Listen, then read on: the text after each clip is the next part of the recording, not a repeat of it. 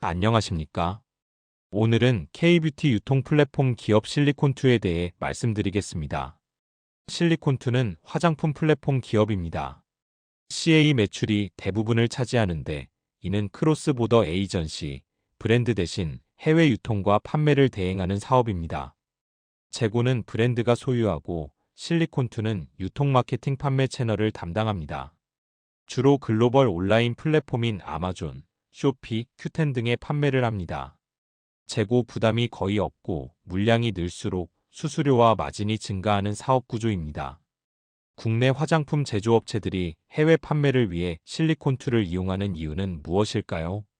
아마존은 입점 자체보다 운영 난이도가 훨씬 높은 시장입니다. 개별 업체들이 계정만 만들어서는 매출이 나지 않습니다.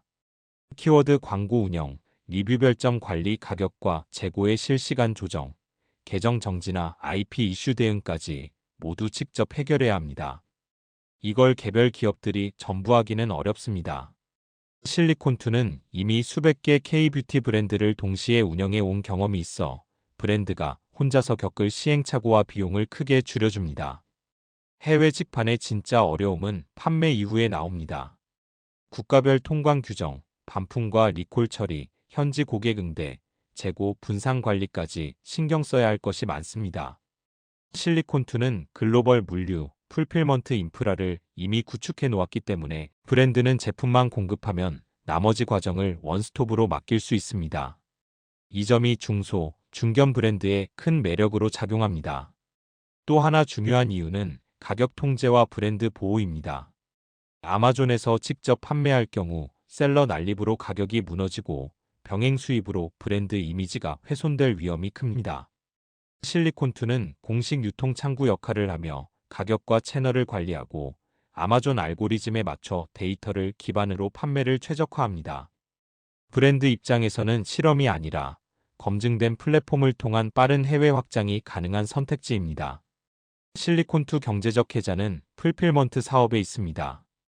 풀필먼트는 실리콘2의 물류 서비스 제공 사업입니다.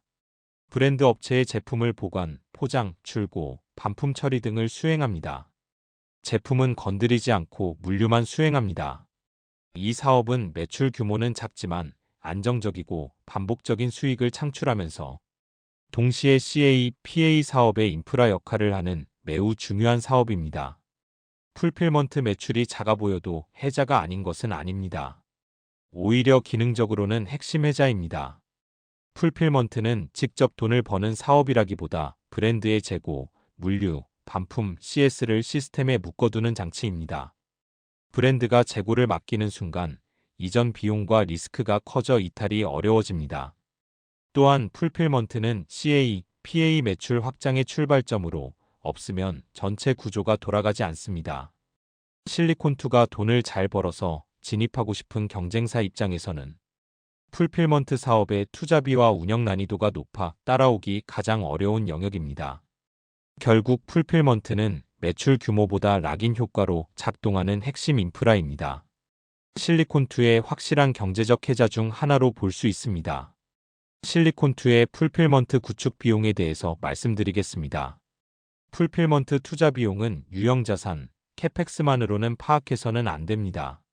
설비 투자는 물류센터 인테리어, 자동화, 포장 장비, 일부 IT 인프라 등으로 구성되며 보통 수십억 원 수준으로 추정됩니다. 하지만 이는 전체 투자비의 일부에 불과합니다. 진짜 부담은 재고 보관에 따른 운전자본 증가와 운영 고정비입니다. 브랜드 재고를 맡아 보관하면서 자금이 묶이고 반품, 폐기 리스크까지 감당해야 합니다. 여기에 현지 물류 인력, 고객 CS, 플랫폼 정책 대응 인력 등 인건비와 운영비가 판관비로 지속 발생합니다. 이 때문에 풀필먼트는 규모가 나오지 않으면 적자가 나기 쉬워 중소 경쟁사가 버티기 어렵습니다. 투자 규모를 보려면 유형자산 증가뿐 아니라 재고자산 추이, 운전자본 회전율, 물류인력 관련 판관비를 함께 봐야 합니다. 결국 풀필먼트의 진입 장벽은 설비보다 재고, 운영 리스크를 동시에 감당하는 구조에 있습니다. 풀필먼트 구축을 위한 설비 투자 규모에 대하여 말씀드리겠습니다. 캐펙스는 단순 창고 비용이 아닙니다. 물류센터 임차 인테리어, 피킹 패킹 설비, WMS 재고 관리 시스템, 자동화 설비 일부가 포함됩니다. 특히 미국은 대량 반품 처리와 아마존 규격 대응 때문에 설비 투자가 가장 큽니다. 반면 동남아는 자동화보다 인력 활용 비중이 높아 캐펙스 부담이 상대적으로 낮습니다. 실리콘2의 진짜 혜자는 운전자본에 있습니다. 실리콘2가 영위하는 사업의 진짜 진입 장벽은 운전자본에 있습니다. 화장품 유통은 인건비, 반품 및 폐기 비용, CS 인력, 아마존 정책 대응 조직, 현지 규제 대응 비용이 매년 반복됩니다. 특히 미국은 반품률, 리뷰 관리, 계정 리스크 대응 때문에 고정비 성격이 강합니다. 규모가 나오지 않으면 적자가 구조적으로 발생합니다. 이런 비용을 글로벌로 동시에 감당할 수 있는 회사가 거의 없습니다. 이것이 실리콘2 혜자의 핵심입니다. 이처럼 설비 구축과 운전 자본에 얼마나 자금이 드는지 재무 상태표를 통해 확인해 보겠습니다. 실리콘2 운전 자본과 설비 투자 규모에 대해 말씀드리겠습니다. 25년 말 현재 실리콘2 운전 자본, 매출 채권 플러스 재고 자산은 약 3,533억 원입니다. 그리고 설비 투자에 투입된 비용은 1,058억 원입니다. 풀필먼트 사업을 영위하기 위해서는 막대한 운전 자본과 거점마다 설비 투자가 필요합니다. 이 두 가지 사업에 묶이는 자금만 합해도 약 4,600억 원 정도입니다. 그리고 핵심 노하우는 이런 자금력에만 있는 것이 아닙니다. 키워드 광고 운영, 리뷰 별점 관리, 가격과 재고의 실시간 조정, 계정 정지나 IP 이슈 대응 등에 관련한 실리콘2에 축적된 노하우야말로 경제적 혜자를 구성한다고 봐야 합니다. 만일 개별 업체들이 직접 아마존에 물건을 판매할 경우를 생각해 보시기 바랍니다. 국가별 통관 규정, 반품과 리콜 처리, 현지 고객 응대, 재고 분산 관리, 물류 등 모든 것을 기업이 스스로 처리해야 합니다. 엄청난 비용이 들 것입니다.